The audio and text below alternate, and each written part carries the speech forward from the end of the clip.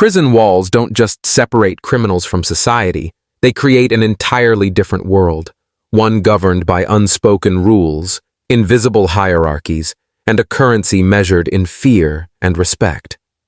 Today, we're diving deep into the shadowy realm of maximum security prisons to uncover what happens when the world's most notorious criminals are locked away.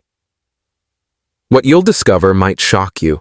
In the concrete corridors of America's most secure facilities, there exists an invisible crown that passes between the most dangerous individuals. These aren't just any prisoners. These are the names that made headlines, the faces that haunted our nightmares, and the minds that redefined evil. But behind bars, they face a reality far different from the power they once wielded on the outside. Charles Manson, the cult leader who never lost his followers.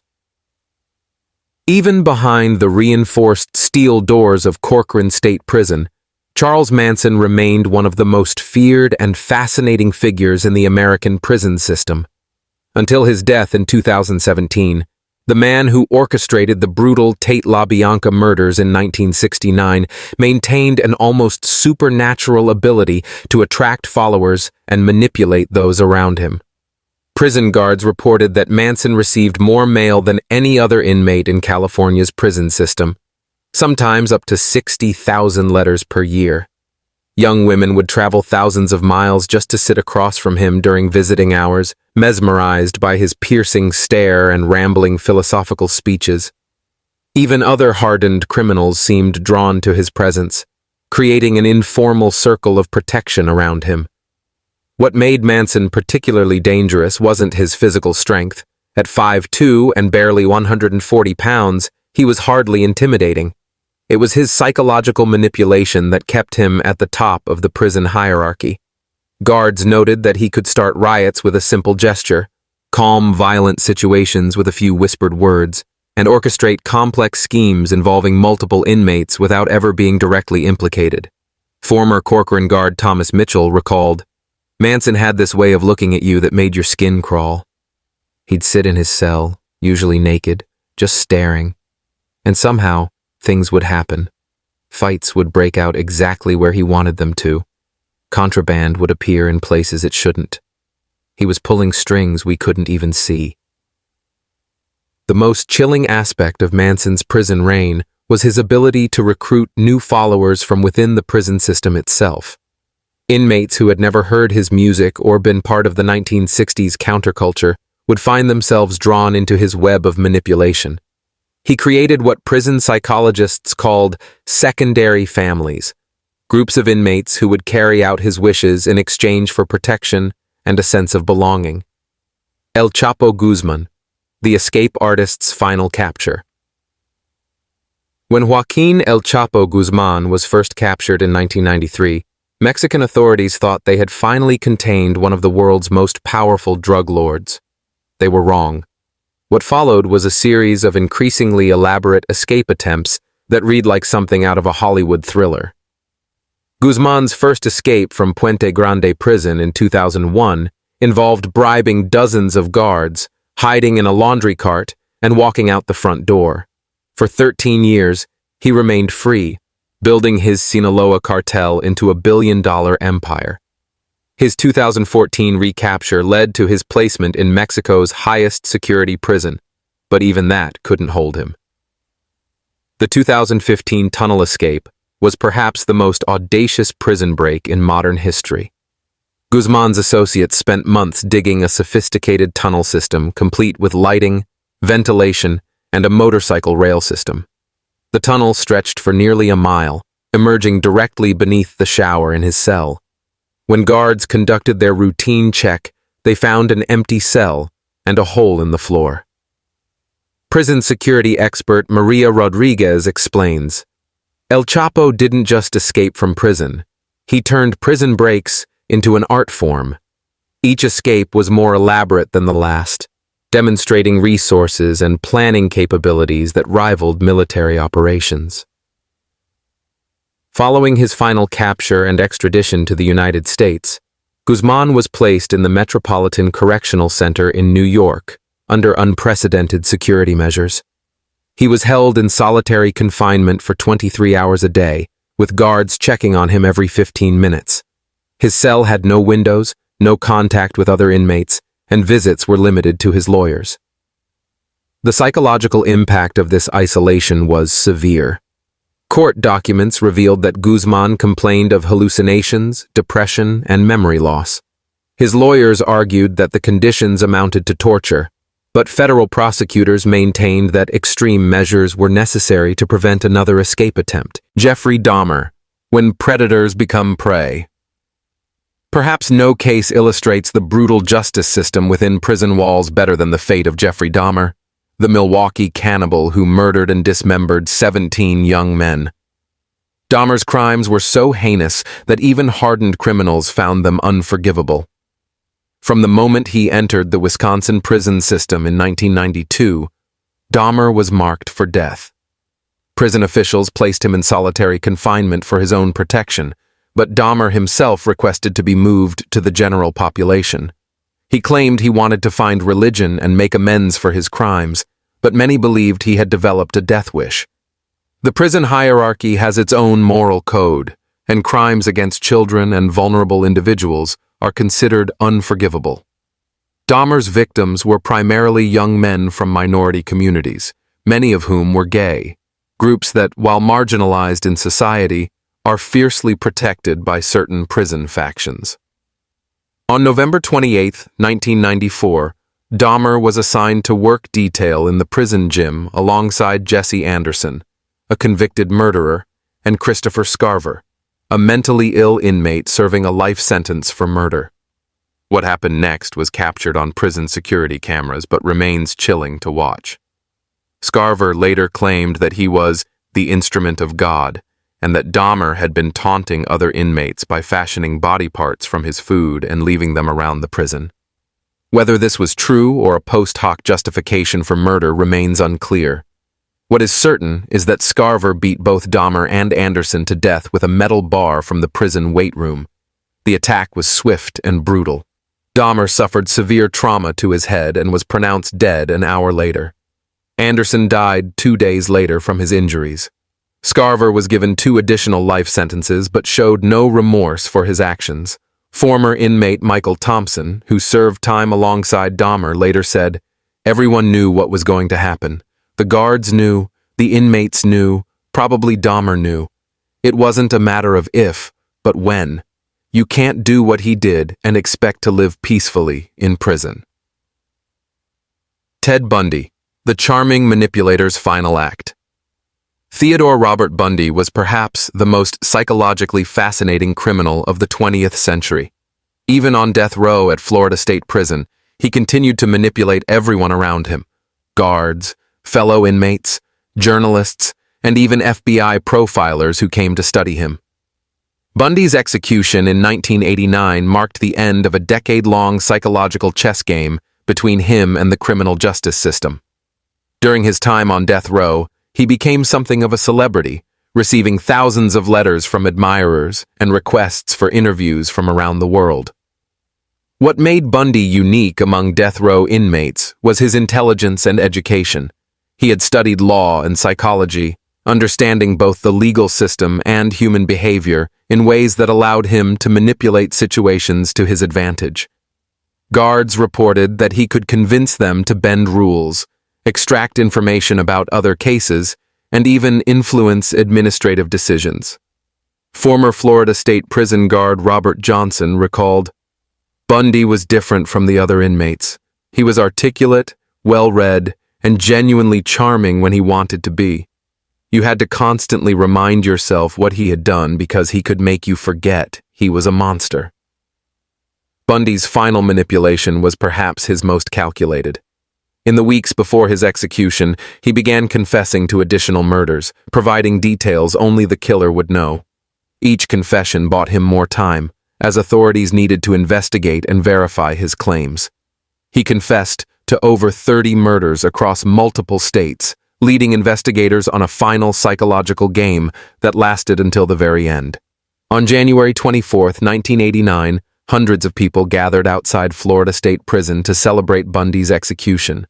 They sold T-shirts reading, Tuesday is Friday, and burn Bundy burn. It was a rare moment of public celebration for an execution, reflecting the deep fear and revulsion Bundy had inspired. Whitey Bulger, the informant's deadly secret.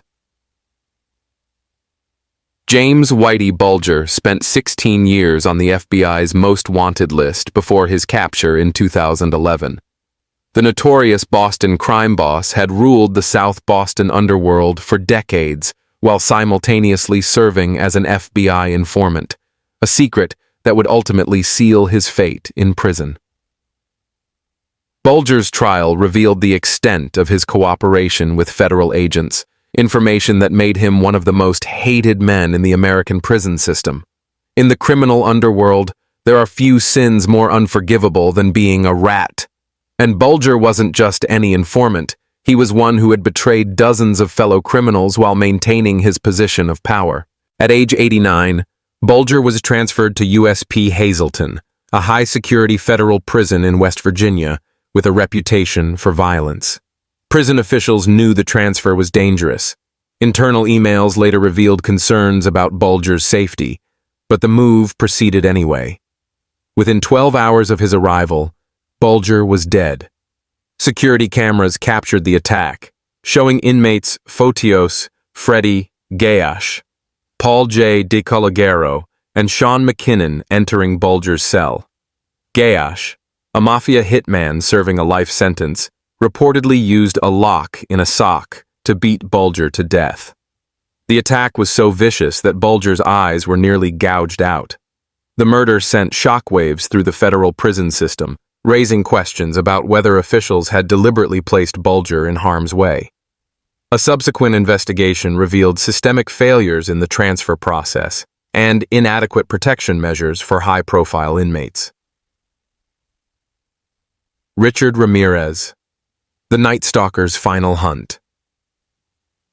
Richard Ramirez, known as the Night Stalker, terrorized Los Angeles in the 1980s with a series of brutal home invasion murders. His satanic imagery, violent crimes, and complete lack of remorse made him one of the most feared criminals in America.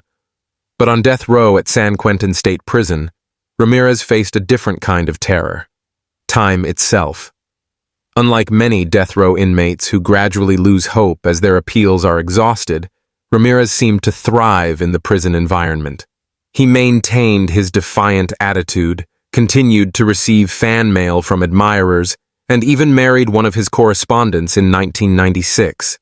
His cell was filled with satanic imagery and letters from followers who saw him as some sort of dark prophet. Former San Quentin guard David Martinez remembered, "Ramirez never showed fear or remorse. Even when other inmates threatened him, he would just laugh and make these weird hand gestures. He seemed to enjoy the notoriety, like he was still performing for an audience." Ramirez's death in 2013 came not from the state's execution chamber, but from complications related to B-cell lymphoma. He had spent 23 years on death row, longer than many of his victims had lived. In his final days, he was hospitalized and shackled to his bed, a frail shadow of the monster who had once struck terror into the hearts of millions. The irony wasn't lost on many observers. A man who had shown no mercy to his victims, who had terrorized families in their own homes, died slowly and painfully from a disease that gradually consumed him from within. Some saw it as poetic justice, others simply as the inevitable end of a wasted life. The Boston Marathon Bomber. Solitary confinement in Supermax. Dzhokhar Tsarnaev was only 19 years old when he and his brother Tamerlan carried out the Boston Marathon bombing in 2013, killing 3 people and injuring hundreds more. Now serving multiple life sentences at ADX Florence, the federal Supermax prison in Colorado, Tsarnaev represents the newest generation of high-profile inmates in America's most secure facility. ADX, Florence, known as the Alcatraz of the Rockies, houses some of the most dangerous criminals in American history. Tsarnaev's daily routine is strictly controlled, 23 hours in a 7 by 12-foot concrete cell, 1 hour of exercise in a slightly larger concrete enclosure, and minimal human contact. His meals are pushed through a slot in his door, and his only window is a narrow slit that shows a slice of sky. The psychological impact of such isolation is severe, particularly for someone as young as Tsarnaev. Prison psychologists report that long-term solitary confinement can lead to hallucinations, paranoia, self-harm, and complete mental breakdown. For Tsarnaev, who has potentially decades of life ahead of him, this isolation represents a form of living death. What makes Tsarnaev's case particularly interesting is how his youth and apparent remorse have affected his standing within the prison hierarchy. Unlike older, more established criminals who command respect through reputation and violence, Tsarnaev is seen by many as a lost young man who was manipulated by his older brother. Dennis Rader, the BTK killer's mundane evil. Dennis Rader, known as the BTK killer, bind, torture, kill, murdered 10 people in Kansas between 1974 and 1991. What made Rader particularly terrifying wasn't just his crimes, but his ability to maintain a facade of normalcy. He was a family man, church leader, and compliance officer who lived a double life for decades. Since his conviction in 2005, Rader has been serving 10 consecutive life sentences at the El Dorado Correctional Facility in Kansas. Unlike many serial killers who either maintain their innocence or express remorse, Rader has taken a different approach. He's become disturbingly cooperative and detailed about his crime. Prison officials report that Rader maintains extensive correspondence with researchers, journalists, and law enforcement officials. He's provided detailed accounts of his murders, his methods, and his psychological state during the crimes. This cooperation has made him valuable to criminal psychologists studying serial killer behavior, but it's also revealed a continuing narcissistic need for attention and control. Former Kansas prison psychologist Dr. Sarah Williams noted, "Rader is fascinating because he doesn't fit the typical profile of a deteriorating inmate. He's organized, articulate, and seemingly well-adjusted to prison life, but there's something deeply unsettling about how clinical and detached he is when discussing his victims." What's most disturbing about Rader's prison behavior is his apparent lack of genuine remorse. While he acknowledges that his actions were wrong, his descriptions of the murders are delivered with the same matter-of-fact tone he might use to describe filing a report at his former job. It's as if the human cost of his actions simply doesn't register on an emotional level. Eileen Wuornos, the unraveling of America's first female serial killer. Eileen Wuornos was executed in 2002 for the murders of 7 men in Florida. But her time on death row revealed a complex and tragic figure whose mental state deteriorated dramatically during her final years. Unlike male serial killers who often maintain their composure or develop prison hierarchies, Wuornos seemed to completely unravel under the pressure of confinement and impending execution. During her time on death row at Broward Correctional Institution, Wuornos exhibited increasingly erratic behavior. She alternated between claiming innocence and confessing to additional murders, often within the same conversation. She accused prison guards of torture, claimed that law enforcement was broadcasting her thoughts on the radio, and demanded that her execution be carried out immediately. Dr. Patricia Fleming, a forensic psychiatrist who evaluated Wuornos, later wrote, "What we saw was the complete psychological deterioration of a woman who had suffered tremendous trauma throughout her life. The isolation and stress of death row seemed to trigger a complete break with reality. Wuornos's behavior became so disruptive that she was frequently placed in disciplinary confinement, further isolating her from human contact. She refused visits from family members, fired her attorneys, and ultimately volunteered for execution rather than continue pursuing appeals. Her final words before execution were, "I'd just like to say I'm sailing with the Rock, and I'll be back like Independence Day with Jesus, June 6th, like the movie, big mothership and all. I'll be back." The case of Eileen Wuornos illustrates how different criminals respond to the ultimate punishment. While some inmates like Bundy used their intelligence to manipulate the system and delay their execution, Warnos seemed to welcome death as an escape from her psychological torment.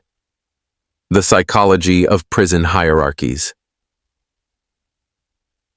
Understanding how notorious criminals function within prison systems requires examining the complex psychological and social dynamics at play behind bars. Prisons develop their own ecosystems, complete with power structures, social norms, and unwritten rules that can be more rigid than those in the outside world.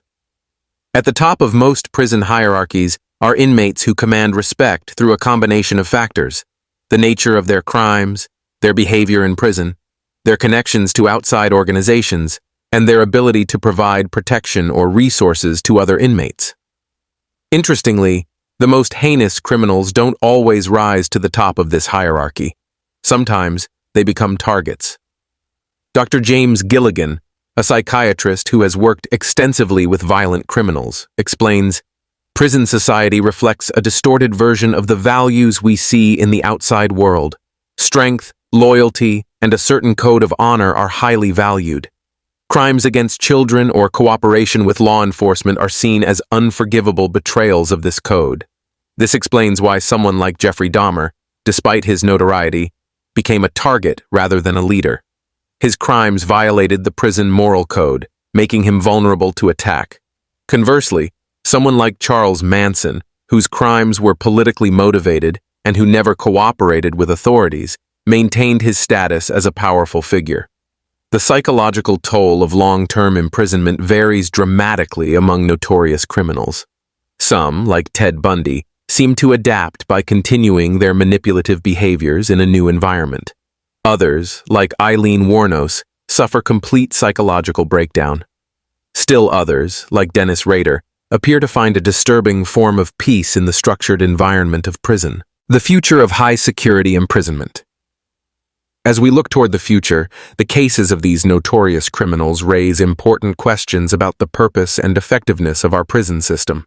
Are we successfully containing dangerous individuals, or are we creating new forms of psychological torture? Do supermax facilities and death row serve justice, or do they represent cruel and unusual punishment? The trend toward increased isolation and security measures shows no signs of slowing. New technologies are being developed to monitor inmates more closely, limit their communications, and prevent escapes. Virtual reality systems are being tested for inmate exercise and education programs, potentially reducing the need for human contact even further. However, civil rights advocates and mental health professionals continue to raise concerns about the long-term effects of such extreme isolation. Studies have shown that prolonged solitary confinement can cause permanent psychological damage, raising questions about whether such conditions violate the constitutional prohibition against cruel and unusual punishment. The stories of these 10 notorious criminals reveal the complex realities of life behind bars for America's most dangerous individuals. From Charles Manson's continued manipulation to Jeffrey Dahmer's brutal end, from El Chapo's elaborate escapes to the Boston Marathon bomber's ongoing isolation, each case tells a different story about how evil adapts to confinement.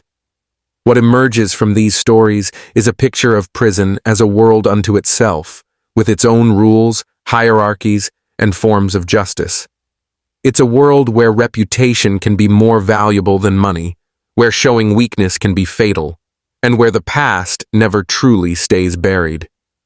For society, these prisons represent our attempts to contain the uncontainable and punish the unpunishable. Whether they succeed in either goal remains an open question. As long as humans commit heinous crimes, we will need systems to contain and punish them. The stories of these notorious criminals remind us that justice takes many forms, sometimes delivered by the state, sometimes by fellow inmates, and sometimes by time itself. In the end, perhaps the most fitting punishment for those who showed no mercy is a life without freedom, dignity, or hope, a living death behind bars, where every day brings the same concrete walls, the same isolation, and the same knowledge that this is how their story ends.